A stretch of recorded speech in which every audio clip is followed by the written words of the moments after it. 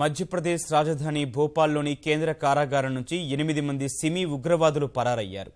అర్ధరాత్రి 2 నుంచి 3 గంటల మధ్య జైలులో కాపలాదారుని హతమార్చిన ఉగ్రవాదులు దుప్పట్ల సాయంతో నిచ్చెన వేసుకుని కారాగార గోడ దూకి పరారయ్యారు.